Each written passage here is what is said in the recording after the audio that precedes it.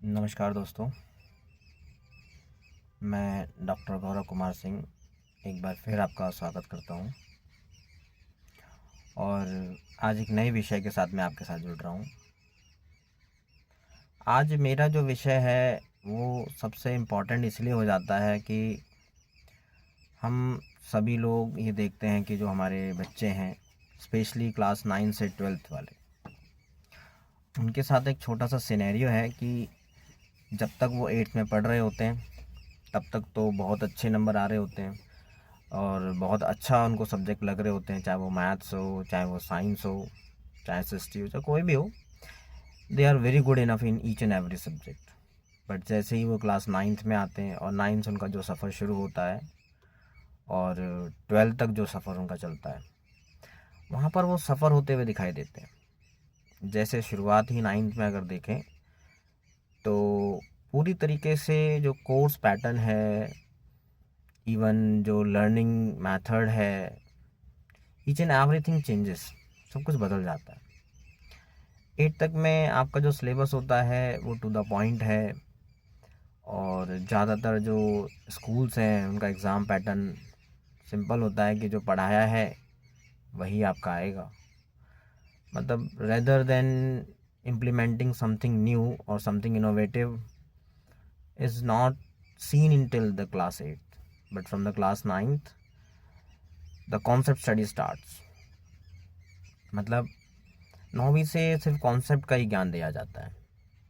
आपको मैथ हो, साइंस हो, उसका कॉन्सेप्ट करा दिया जाता है और उससे रिलेटेड जितने भी एडिशनल क्वेश्चन हैं, एप्लीकेशन बेस्ड क्वेश्चन है, नॉलेज बेस्ड क्वेश्चन है, वो बना दिए जाते हैं। अब बच्चों का माइंडसेट क्या होता है कि 8 तक वो जैसे चीज़ों को मगअप करते आए हैं, चीज़ों को देखा कि ऐसा सवाल है, ये कॉन्सेप्ट लगेगा, चीज़ वही सीखी और उसको अप्लाई कर दिया। और 8 तक उनके पास में ज़्यादा चेंजेस आते भी नहीं हैं, तो वो बहुत आसानी से कर लेते हैं। बट जैसे जैसे समय बीतता जाता है 9th में उनको समझ में आता है कि यहाँ मगअप से काम नहीं चलेगा। यहाँ पर कॉन्सेप्ट लर्निंग, रेगुलर प्रैक्टिस बहुत ज़्यादा ज़रूरी होती है।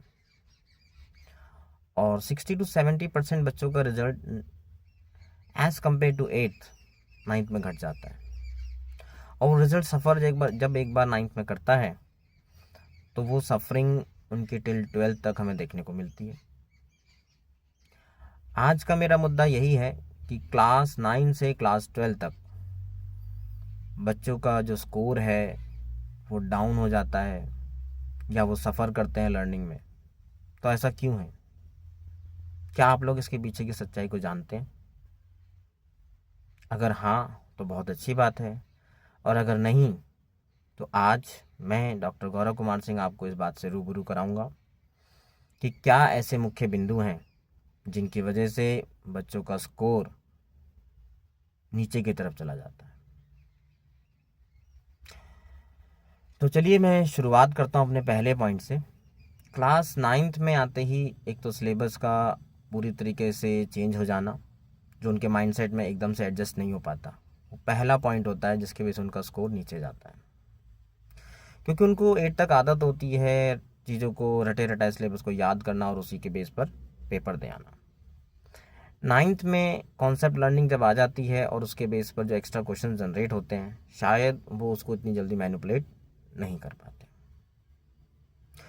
दूसरा पॉइंट ये होता है कि आज का जो यंग जनरेशन है वो सोशल मीडिया एडिक्ट हो चुकी है और 8th 9th आते आते वो लोग सोशल मीडिया पर इतने एडिक्ट हो जाते हैं, फ्रेंड सर्कल में इतने जुड़ जाते हैं कि उनको अपना अच्छा बुरा कुछ नहीं दिखता। इवन पेरेंट्स समझाएं, टीचर्स समझाएं, वो सब उनको दुश्मन लग नज़र आते हैं।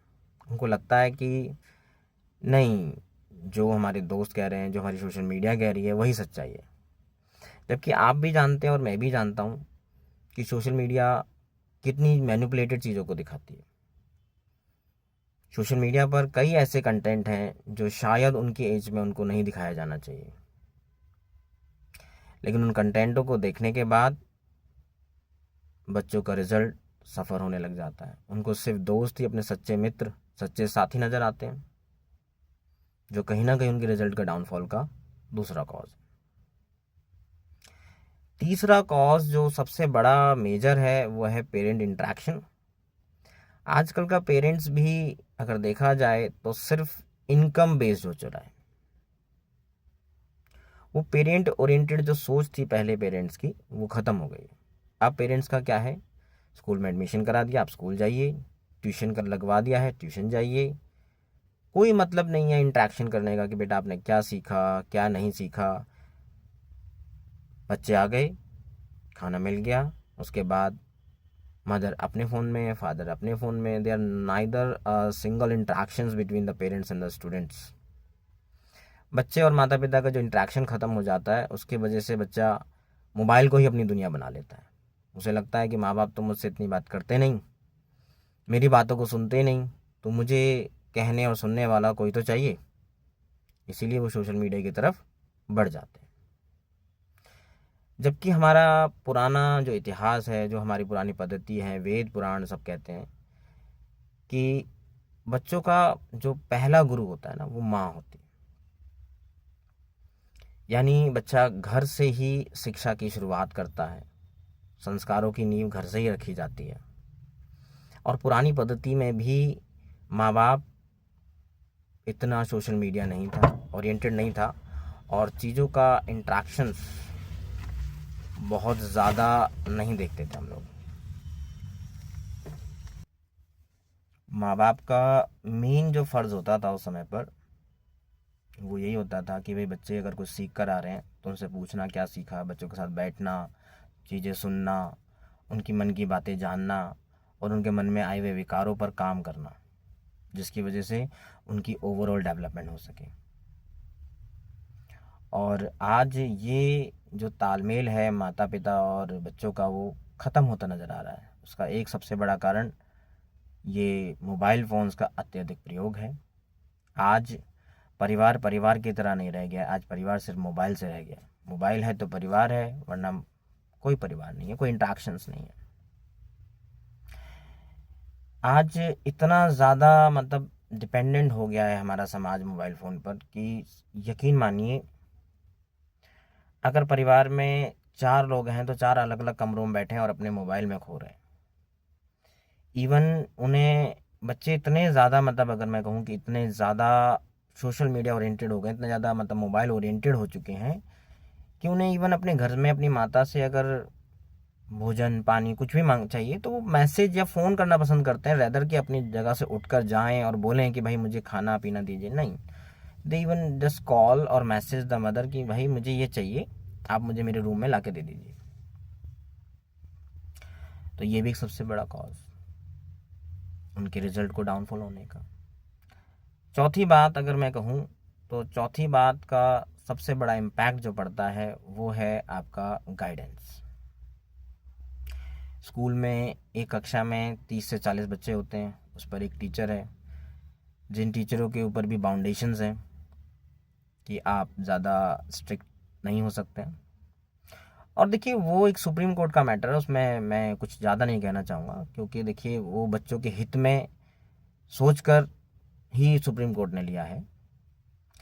लेकिन जो एक पर्सनल गाइडेंस चाहिए होती थी बच्चों को चीज़ों को सुनने समझने और जानने के लिए, लेकिन उन पाबंदियों की वजह से आज टीचर क्या करता है, बच्चों से इंटरेक्शन बंद कर देता है। वो क्या कहता है कि भाई देखो मेरे ऊपर तो इतनी सुप्रीम कोर्ट के रिस्ट्रिक्शंस हैं कि मतलब आप यकीन मानिए कि वो सोचता है कि भाई मैं अगर इसको मारूंगा या मैंने इसको ज़्यादा डांट दिया तो सोशली इमोशनली ये कहीं ना कहीं फील करेगा, और कुछ अगर XYZ इसने कर लिया तो मेरे कैरियर पर दाग लग जाएगा। तो आजकल टीचर को भी मानसिक क्या हो गया भाई स्कूल में कि ठीक है आपको पढ़ना है पढ़िए, नहीं पढ़ना मत पढ़िए। दूसरी बात कि जो पुराने ज़माने में पद्धति थी, चाहे वो हमारा भगवत गीता हमें बताती हो जिसमें श्री कृष्ण जी भी उपदेश देते हैं अर्जुन को, तो क्या है 1-to-1 गाइडेंस। वो उस युद्ध के मैदान में भी अकेले खड़े होकर अर्जुन को उपदेश देते हैं, वो सुनता है समझते हैं और उसके बाद अपना कर्तव्य पालन करते हैं। तो अगर मैं यहाँ पर बात करूँ कि बच्चों के संपूर्ण विकास के लिए अगर हमें कुछ बदलाव चाहिए तो सबसे पहले तो हमें सोशल मीडिया को बंद करना होगा। बच्चों के सोशल मीडिया पर रिस्ट्रिक्शंस लगानी होंगी, उनको क्या कंटेंट दिखाया जाना है, क्या नहीं दिखाया जाना है, ये रिस्ट्रिक्शन होनी चाहिए। दूसरी बात कि पेरेंट्स भी थोड़े जागरूक हों, जब बच्चा घर आ जाता है तो मोबाइल को त्याग दें और बच्चों पर ध्यान दें, बच्चों से बात करें, उनके साथ खेलें, जिससे बच्चों को लगेगा कि नहीं, माँ बाप मेरी सुन रहे हैं तो मुझे माँ बाप से बात करनी चाहिए। और उनकी शिक्षा के साथ साथ उनका ओवरऑल डेवलपमेंट सिर्फ सहभागिता और डिसिप्लिन से ही बन सकता है, जो कहीं ना कहीं माँ बाप और टीचर दोनों को इसकी जिम्मेदारी लेनी पड़ेगी। इस कड़ी में एम्बिशन एकेडमी आपके साथ कंधे से कंधा मिलाकर खड़ा है। अगर आप अपने बच्चे के एक अच्छे भविष्य की उम्मीद करते हैं और वो चाहते हैं कि भाई संस्कारों के साथ साथ शिक्षा भी मिले, तो इस कदम में एम्बिशन एकेडमी आपके साथ है। आप एक बार आइए हमारी संस्था में और जानिए कि किस प्रकार हम बच्चों पर कार्य करेंगे। हम बच्चों के 1-to-1 डाउट सॉल्व करते हैं, हम बच्चों को समय समय पर मोरल एजुकेशन देते हैं, हम समय समय पर उनको गाइड करते हैं उनके शिक्षा क्षेत्र के बारे में कि वे आगे अपनी लाइफ में क्या बन सकते हैं। हमारा उद्देश्य सिर्फ और सिर्फ बच्चों को पढ़ाना नहीं है, बल्कि ओवरऑल डेवलपमेंट देना है कि शिक्षा से क्या ग्रहण होगा, क्या उनको प्राप्त होगा, क्या नहीं प्राप्त होगा, वो जीवन में क्या करेंगे। और सबसे बड़ी बात कि आपकी मोरल वैल्यूज़ बच्चे में डेवलप करनी है लेक्चर के साथ। मैं उम्मीद करता हूँ कि भाई आप लोग मेरे इस पॉइंट से सहमत होंगे और ज़्यादा से ज़्यादा समय अपने बच्चे पर देंगे ताकि उनका ओवरऑल डेवलपमेंट हो, उनका जो मार्क्स स्कोर है जो दिन प्रतिदिन नीचे आ रहा है वो नीचे ना आए, और उनकी मॉनिटरिंग में शिक्षकों के साथ साथ माँ बाप का सहयोग भी चाहिए।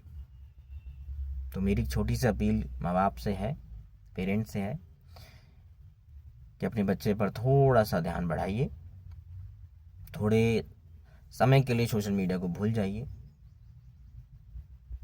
और ज़्यादा इंटरेक्शन बच्चों के साथ करें ताकि बच्चों के जो भी समस्याएं जीवन में चल रही उनको सुने, समझें और उनका समाधान उस प्रकार करें। और जब तक बच्चा है आपके सामने, जब तक आप कोशिश करें कि मोबाइल का कम से कम प्रयोग करें, ताकि बच्चा भी आपसे यही सीखे कि मुझे मोबाइल का कम से कम प्रयोग करना है। क्योंकि बच्चों में मानसिकता यही होती है कि जब माँ बाप यूज़ कर रहा है तो हमें यूज़ करने में क्या है, जब टीचर यूज़ कर रहा है तो हमें यूज़ करने में क्या है। तो बच्चों के समय कम से कम मोबाइल का प्रयोग करें। मैं सिर्फ बच्चों में एक सुधार चाहता हूँ। मैं चाहता हूँ कि बच्चा जब सीखे तो इस प्रकार सीखे कि उसके जीवन के अंतकाल तक वह उसके काम आए। क्योंकि हमारी एक पुरानी कहावत है कि शिक्षा बांटने से बढ़ती है और संस्कार कहीं ना कहीं हमारे जीवन को सुधारते हैं, हमारे भविष्य को सुधारते हैं। तो इस देश का भविष्य अब हम शिक्षक और माँ बाप के हाथ में ही है। तो ये हमारी जिम्मेदारी है कि हम उनको सही दिशा दें और इस मोबाइल के एडिक्शन से निकालने में उनकी मदद करें, ताकि उनका जो स्कोर नीचे जा रहा है वो धीरे धीरे ऊपर आए। इसी उम्मीद के साथ कि आप लोग मेरी बात से सहमत होंगे और उस पर कार्य करेंगे, मैं डॉक्टर गौरव कुमार सिंह आपसे विदा लेता हूँ और मिलते हैं अगले टॉपिक, अगले विषय के साथ अगले वीडियो में। तब तक के लिए जय हिंद, जय भारत। और अपने बच्चों के उज्जवल भविष्य के लिए एक बार एम्बिशन एकेडमी ज़रूर पधारें। धन्यवाद।